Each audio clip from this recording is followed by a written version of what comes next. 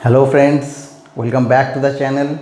In the last video, we learned how to change the pronoun while changing a direct speech into an indirect speech.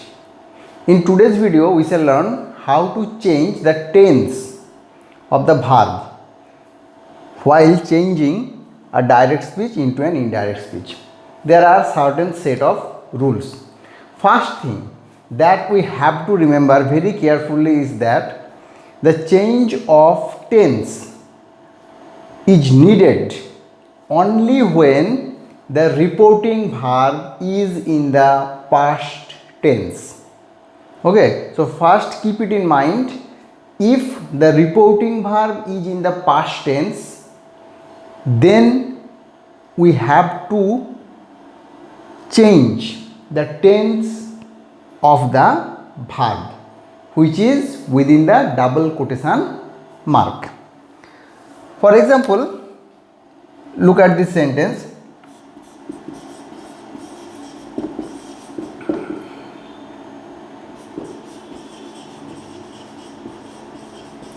He said, "You are a good boy."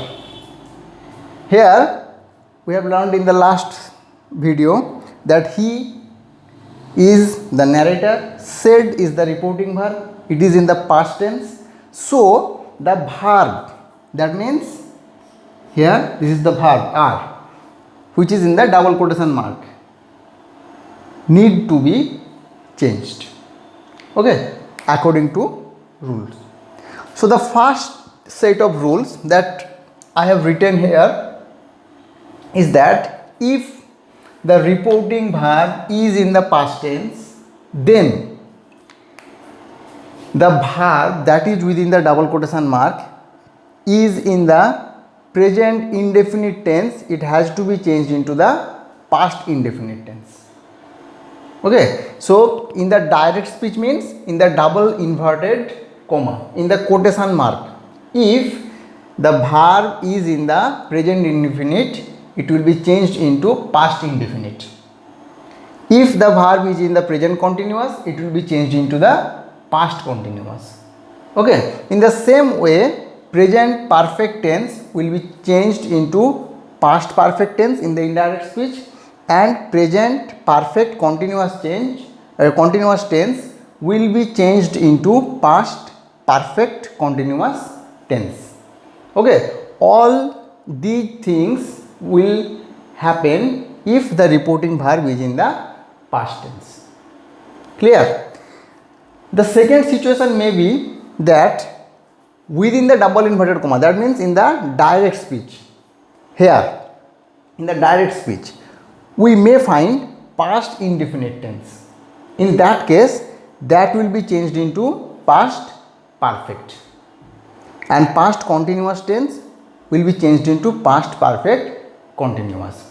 And if in the direct speech there is already past perfect or past perfect continuous tense in the direct speech and the reporting verb is in the past tense, remember it, no change is necessary.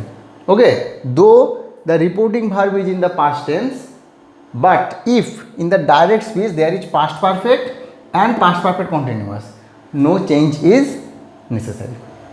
Okay, now take an example and it will help us to explain the thing in a better way.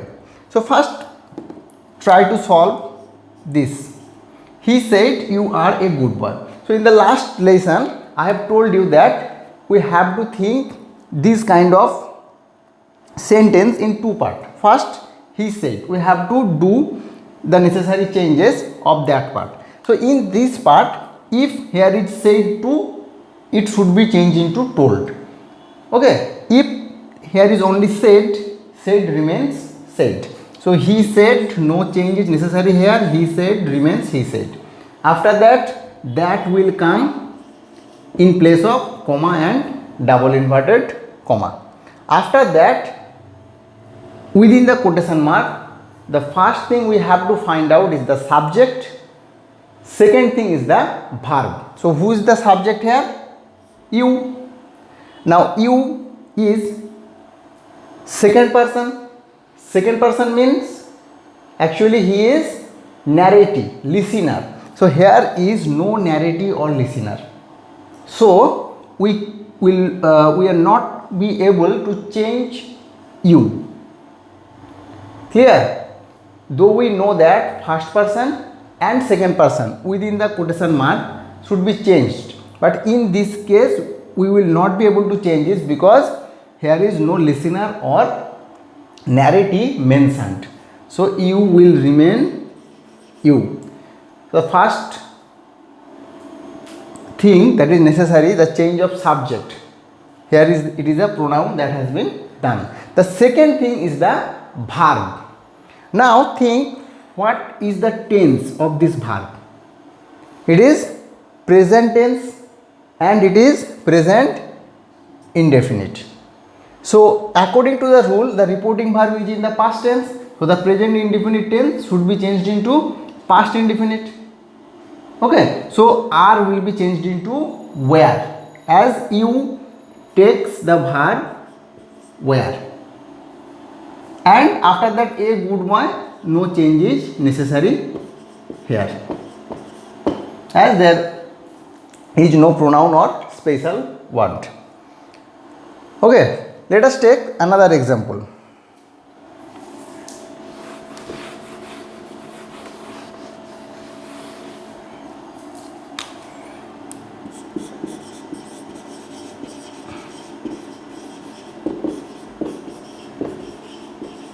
The man said to me, you are doing well. Okay, so again we will think that sentence in two parts. First part is the man said to me. What will be the change here? Said to will be changed into told. So we shall write the man told me. After that, that will come in place of comma and double inverted comma. After that, we have to think about the subject. So who is the subject here? You. It is a pronoun and you is second person. That means you is the listener, narrative. So who is the listener here? Me. Me means which person? First person. So we shall write I in place of you. Why we are not writing me? Because me is the object form of the pronoun, but here you is the subject. So we have to write the first person subject of the subject form of the pronoun. What is that? I. Okay. Me is the object form of I. So the man told me that I. Next thing we have to notice the verb. What is the verb here? Are doing. The ing suggests and the be verb they suggest that it is present continuous. So if in the direct speech there is present continuous, it should be changed into past continuous. So we have to write I was is the be verb, then doing well. Okay. Let us take another example.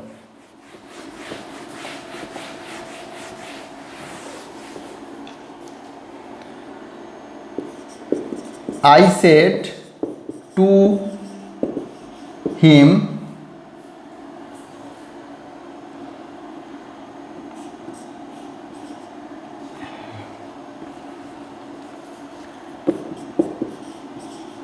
I have bought a car.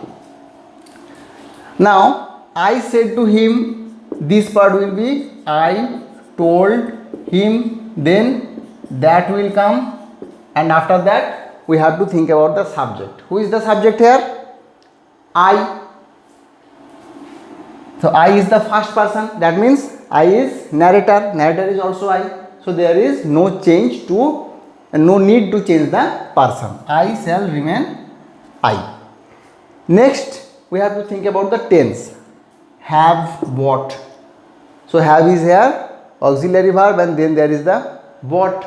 So it is present perfect. So we need to change this into present perfect. It will be past perfect. So I had bought a car. I am giving another example to make it clear.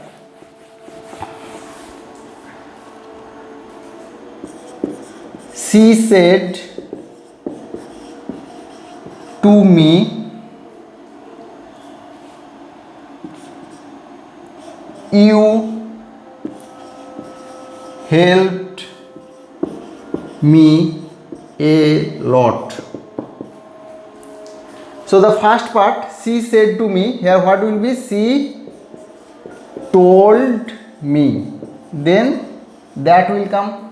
After that we have to find out the subject. Who is the subject? You. You means second person. Second person means narrative. Narrative is in the first person, me. So here we have to write I, because I is the first person form, first person, and we have writing I instead of me because you is the subject.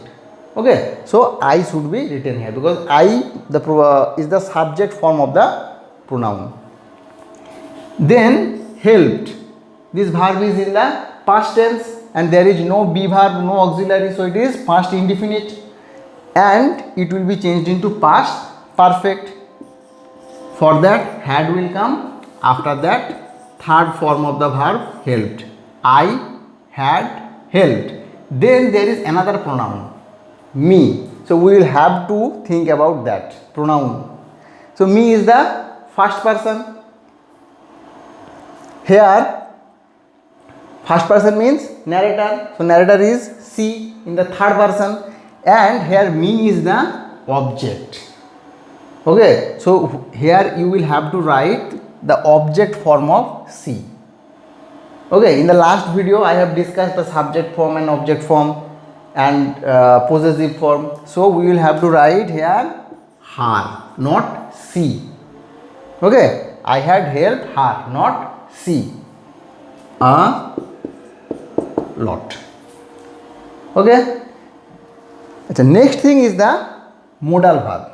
So when you will find a modal verb in the double quotation mark, in that case remember one thing, that the change of tense will be of modal verb and not of the main verb. Okay, so what is the rule? In case of modal verb, the change of tense will be of the modal verb. For example, the man said to him, you can do it. So the first part will be the man told him, then that will come. After that we know we have to think about the subject first. Who is the subject? You. You means second person, that means actually you is the narrative. Narrative, him means he is in the third person, so we shall write here he because he is the subject form. After that, you can do it. We know that it is present indefinite tense. Okay, but can is here and can is a modal verb. We know in English there are some modal verbs: can, could, shall, should, will, would, may, might. Okay, so we have to change the tense of the modal verb. So can is in the present tense. So as there are past tense, the reporting verb is in the past tense. So the present tense of the can will be changed into past tense. So we have to write here could, and the main verb remains unchanged. Clear? Another example, she said to me,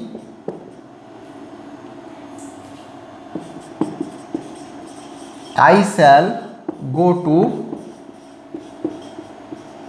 Kolkata.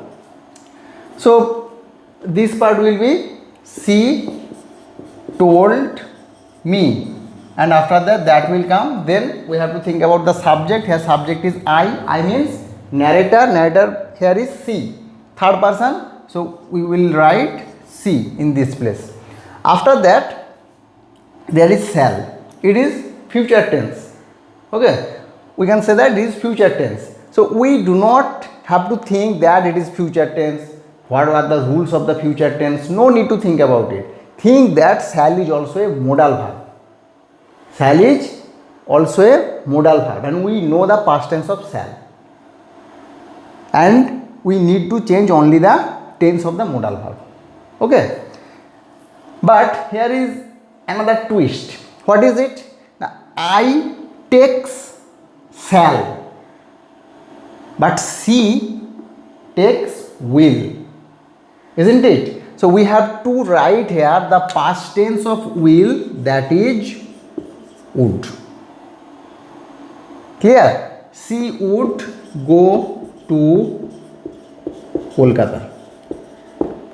Notice the main verb go remains unchanged. Let us discuss with another example. He said, I may go. I may go.